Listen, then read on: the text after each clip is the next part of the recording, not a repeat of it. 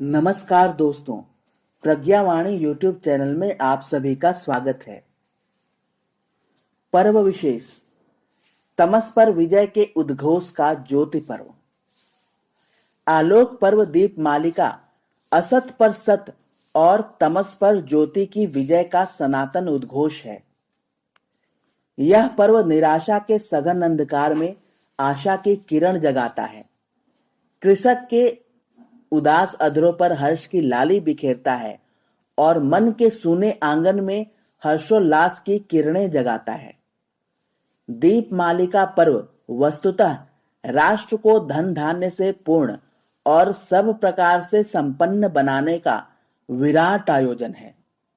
यह पर्व मात्र अट्टालिकाओं की प्राचीरों को विद्युत बल्बों से आलोकित नहीं करता, अपितु निर्धन की कुटिया में आशा का दीप बनकर अपनी मधुर ज्योति भी बिखेरता है। कृषक समाज को नए धान्य के अभिनंदन की वेला प्रदान करता है। वणिक वर्ग में वर्ष पर्यंत धन धान्य से संपन्न रहने का सुमधुर विश्वास जगाता है तथा विद्वत वर्ग को विद्या वारिधि का अक्षय आशीष प्रदान करके उन्हें राष्ट्रहित में अर्पित और समर्पित होने की प्रेरणा देता है।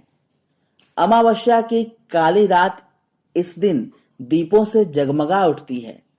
माता महालक्ष्मी का पदार्पण होते ही जन जन के उदास ओंठों पर हंसी के फव्वारे फूट पड़ते हैं। निराश नयन प्रसन्नता से चहक उठते हैं और बाल मंडली हर्षोल्लास से ऐसे प्रफुल्लित हो उठती है मानो माता महालक्ष्मी आंगन में थिरकती हुई आई हो। उन्होंने बालकों को अपनी गोद में उठाकर चूमा हो और फिर उन्हें अभय का वरदान देकर वे मुस्कुराती हुई दीपों की अनवरत पंक्ति में कहीं विलीन हो गई हो। यह जनमानस की भ्रांति है कि माता महालक्ष्मी मात्र धन और ऐश्वर्य की देवी हैं। वे चंचला, अस्थिर प्रकृति और विद्या की देवी सरस्वती से बैर रखने वाली हैं। ऋग्वेद के श्री सूक्त के अनुसार श्री अर्थात लक्ष्मी कांतिमय, तेजोमय एवं कामनाएं पूर्ण करने वाली देवी हैं, जो हिरण्यमयी स्वर्णमयी ज्योति से संपन्न है, जो देवों को तृप्त करने वाली हैं, कमल दल पर विराजमान है और कमल सदृश वर्ण वाली हैं। कांति स्मिताम हिरण्य प्रकाशामाद्राम उत्कथनताम तृप्ति तर्पण्यताम पद्मे स्थिताम पद्मवर्णा तामिहोपाश्रये श्रियाम। यजुर्वेद में श्री अर्थात लक्ष्मी का अर्थ तेज बताया गया है। अथर्ववेद के श्री दिव्यर्थ शीर्षम प्रकरण में ब्रह्म स्वरूपिणी आदिशक्ति स्वरूपा महालक्ष्मी निम्नांकित रूप में अपना स्वरूप स्वयं कहती हैं। अहम दधामि द्रविणा हविस्मते सुप्राव्याम यजमानाय सुन्वते अहम राष्ट्री संगमनि वसुनाम चिकितुषी प्रथमा यज्ञानाम अहम सुवे पितरमस्य मूर्धन्यमं योनिर्पश्वसन्त समुद्रे य एवं वेद स दैवीं संपदमाप्नोति महालक्ष्मे च विग्रहे सर्वशक्ते च धीमहि तन्नो देवी प्रचोदयात्। उपर्युक्त मंत्रों से यह स्पष्ट हो जाता है कि वैदिक साहित्य में लक्ष्मी को आदि शक्ति स्वरूपा सर्वव्यापी पराशक्ति माना गया है। महालक्ष्मी ही देवों की समस्त विकृतियों अर्थात अवतारों की प्रधान प्रकृति हैं। स्थूल सूक्ष्म, दृश्य अदृश्य, व्यक्त अथवा अव्यक्त सब उन्हीं के विविध रूप हैं। अस्ति भाति प्रिय नाम और रूप सब वे ही हैं। वे सच्चिदानंदमयी परमेश्वरी सूक्ष्म रूप से सर्वत्र व्याप्त होती हुई भी भक्तों पर अनुग्रह करने के लिए परम दिव्य चिन्मय सगुण रूप से सदा विराजमान रहती हैं। महालक्ष्मीर्महाराज सर्वतत्वमयीश्वरी निराकारा च साकारा सैव नानाभिधानभूत नामांतरैर्निरूप्यैसा नान्मा नान्येन केनचित्। महालक्ष्मी समस्त वस्तुओं संपत्तियों की जन्मदात्री हैं। वे देवों को उत्तम हवि पहुंचाती हैं, सोम रस निकालने वाले यजमान के लिए हविद्रव्यों से युक्त धन को वे धारण करती हैं।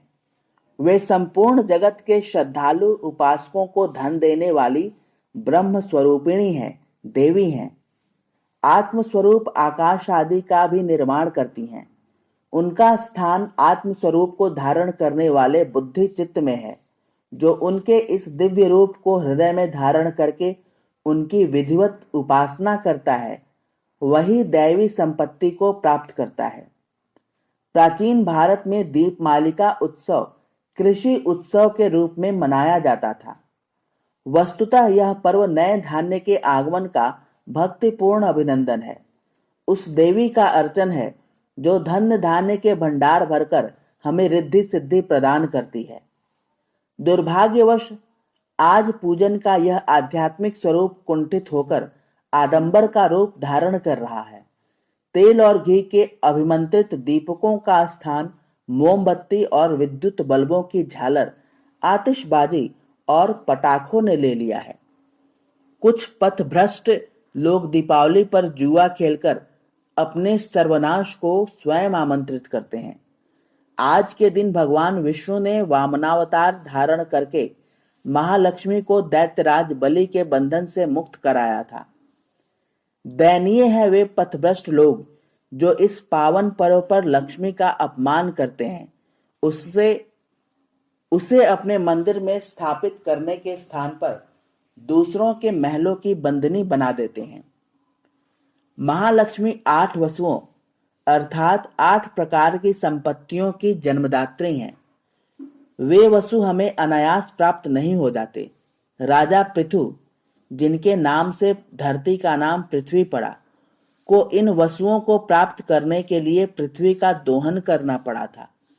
8 वसुओं को जन्म देकर पृथ्वी वसुमती कहलाई। मनुष्य मात्र का, केवल राजा का नहीं, पवित्र कर्तव्य है वह पृथु बनकर पृथ्वी का पुनः दोहन करे, सागर के अंतस को चीरकर एक बार पुनः सागर मंथन करे और समुद्र के गर्भ से 14 रत्न निकालकर देवी महालक्ष्मी का साक्षात्कार करे। यदि उसकी साधना सच्ची है, उसका विश्वास अटल है और अंतःकरण पवित्र है, तो महालक्ष्मी सर्वांग सुंदरी मोहिनी बनकर पुनः उसका वरण करेंगी। पुराणों में वर्णित सागर मंथन का यही मंगल संदेश है। आज परम आवश्यकता है हम इन पुरातन प्रतीकात्मक प्रसंगों का उपहास न उड़ाकर उनमें अंतर्निहित संदेशों को ग्रहण करें। यही हमारी सच्ची भक्ति होगी, सम्यक लोक आराधन होगा। सांस्कृतिक मूल्यों की प्रतिष्ठा का भी एकमात्र यही उपाय है। वसुमती के वसु सर्वसामान्य के लिए हैं। चंद कुबेरों अथवा मठाधीशों के महलों में उन्हें कैद नहीं करना है। ये वसुमती के वरदान हैं जिन्हें प्राप्त करने का सभी को बराबर अधिकार है। यदि महालक्ष्मी को चंद सेठ, दैत्यराज बलि के प्रतिनिधि बंदी बनाकर अपनी तिजोरियों में कैद कर लेंगे तो एक बार पुनः संघर्ष होगा। दीन दरिद्रों की झोपड़ियां न जाने कब से प्रकाश की एक किरण को तरस रही हैं। प्रकाश पुंज को अपनी मुट्ठियों में कैद न करें, उसे जनसाधारण की बस्तियों में भी बिखर जाने दें। गरीब भोले भाले बालकों की झोली से खेल खिलौनों का प्रसाद मत छीने, अन्यथा लक्ष्मी क्रुद्ध हो जाएंगी। पुनः विप्लव होगा। गरीबों की आहें महलों की अट्टालिकाओं को ध्वस्त कर देंगी। यह देश का दुर्भाग्य है कि देश के कर्णधार ही देश की नौका में छिद्र कर रहे हैं। वे अपने विषैले दंशों से राष्ट्र की अस्मिता का शोषण कर रहे हैं। वास्तविकता यह है कि उनके सारे मुखौटे नकली हैं। वे राष्ट्र संगमनी स्वरूपिणी लक्ष्मी का हरण करके रावण जैसा आचरण कर रहे हैं। वे नारी की अस्मिता के साथ खिलवाड़ करके दुशासन जैसा विभत्स आचरण कर रहे हैं। कल कोई वनवासी राम दंडक वन में आएगा और रावण के पाप, घृणा, द्वेष, लिप्सा, काम, क्रोध, मोह, छल, प्रपंच और कपट नामक 10 सिरों को काटकर देवी सीता को मुक्त करा लेगा।